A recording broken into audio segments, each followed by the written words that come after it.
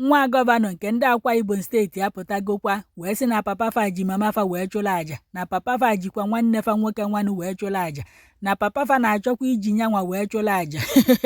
Ndị be abịakwanụ unu ga-eberigokwanụ na mgbawu na nya bụ ife abụlọkwa obere ife, na ife onyonyo ahụ n'ihe ene n'ebe a bụ trending video nke na-agagharị n'ihu akwụkwọ since on Friday bụkwanụ 30 May 2025 ka nwa gọvanọ nke ndị Akwa Ibom steeti onye nke enyere afịa wee dịka Jane mere ife onyonyo ahụ na-afụ ebe a wee na-akpọ papịa onye nke bụkwanụ gọvanọ nke ndị Akwa Ibom steeti wee na-agwa ọha na eze na papa fa bụ ife gburu mama fa, na papa fa bụ ife gburu nwanne fa nwa, na papa fa ji ndebe fa wee na-achụrụ aja. Unu ya bịakwa ka unu gee n'ọnụ ya ka ọ ghara ịdịkwa ka ọmụkọrọ. Nwa ya nwaanyị unu na-afụ ebe anụnwa Jane a na-akọwa na nwa ya dị ife anụnwa, o wee were foonu wee nye nwa ya nwaanyị a wee na-asị ya na ya jụọ grampa na ọ chọrọ ka ndị nwa gbuo fa, na ọ ya anọ ka e gbuo fa ka e werekwa fa wee chụrụ aja dịka edele ebe anụnwa. E wee na-akọwa na Jane anụnwa unu na-afụ na mami ya bụkwanụ nwunye gọvanọ na ọ nwụrụ na Septemba 2024, nke bụ na mgbe ahụ ọ nwụrụ na o nwekwana ife ndị ụlọ ọgwụ sikwa anụ bụkwana ife gburu nya bụ nwaanyị, na nya bụ nwaanyị nọkata nnọọ wee nwa ntu ahụ na o nwekwa ife kwuchatara ya, nke bụkwa na nwa ya nwoke nọkatakwa wee nwa nọ ntu a ka ọnwụ si wee na-egbusisi fa, nke bụzi na nwa ya nwaanyị unu na-afụ bụ Jane bụ onye pụtazi onye ma na ọ na-afụzi ndị nwụrụ anwụ, onye ma na egwu a na-atụ ya, nya mazi ife ọ fụrụ o jikwana wee mee ife onyonyo a. Mana akọdịn to nyanwa dịka o kwuru okwu ebe anụnwa, ọ sị na mgbe o mere ife onyonyo a na oyi ebu ụzọ wee sendịgharịa papa fa bụkwanụ gọvanọ, na ọ bụrụ na o sendịgharịa papa fa, ọ bụrụ na o nweghị ife papa fa ma gbasara nya bụ vidio na oyi ebupụtazi ya na pọblik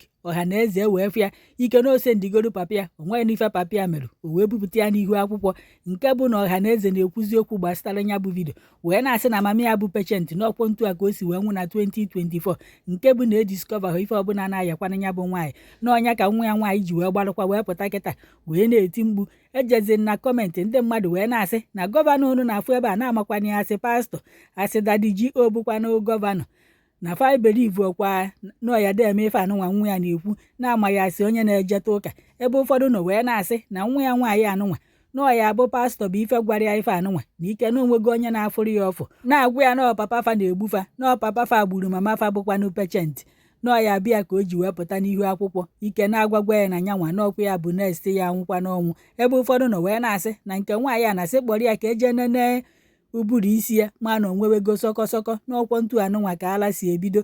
Wee sị ka m wetara gị ife onyonyo a, kedu ife ichere gbasara nya bụ ife, maka na ife kwuru ebe anụnwa ka nkụ nke m anyị ekwukwananụ aka na-aba aghọ mmadụ otu aka unu makwa nọọ ife ndị gọvanọ mmadụ asịta nke onye ji wee jee nga ma hapụ unu ka unu ga ife nya bụ nwatakịrị nwaanyị kwuru na ọ bụrụkwa n'ọnụ m ka o si wee pụta n'ọkwa ife ọkọ ka m kọrọ unu. Ọ sịkwa na unu nenechi ife onyonyo a na unu nyere ya aka gbasaa ya n'ụwa niile ka ndị mmadụ fụ, maka na ọ bụrụkwa na ọnwa na ọbara ya ya egbukwalụkwo ndị gburu ya ka ọ sị na ọbara ya ya ezu ike, unu ya ege ka unu nụ n'ọnụ ya ife ọbara ya ya eme ndị gburu ya. Ọ ka unu wee na-afụ na uwe ezughị oke, ọkwa onye nọrọ kịta anụnwa sị na ọ chọọ ka ọ bụrụ nwa gọvanọ na ọ dị ya ka onye bụrụ ya, na ntu a nwata nwaanyị anọ kịta anụnwa na o nweghị obodo ọ chọrọ ije oya ejena, na o nweghị ife ọ chọrọ igo oya egotana, o na aya amazi na ya bụ nwata nwaanyị na ude adịghọ na ndụ ya ihe atịkwa gwa ya ife ji wee bụrụ ọgaranya tịkwa ka ebulu ogbenye ebu. Ọ ka unu wee na-afụ na ife nwoke gbakwa n'ụzọ eshike. Hi, my name is Jane Edidiong Ufot, SSA to the Governor on Health, Safety and Environment. Daddy, I'll send this particular post to only you.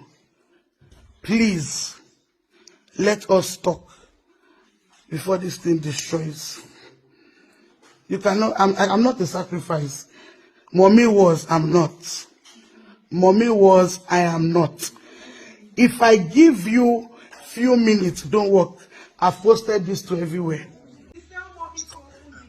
Tell Grandpa, finish talking. Talk to Grandpa. So they'll keep breaking and breaking. So, Grandpa, do you want them to us? So, Grandpa, do you want them to Oh, do you want them to die like my brother died? Do you want them to die like my baby brother died? Ask him. want them to die like my baby brother? Good. Hey, hallelujah. If I die today or my daughter dies, Akimini.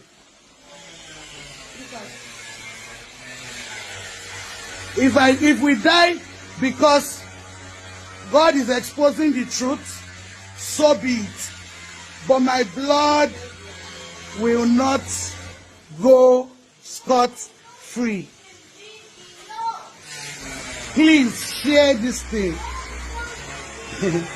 I'm more interested in my life.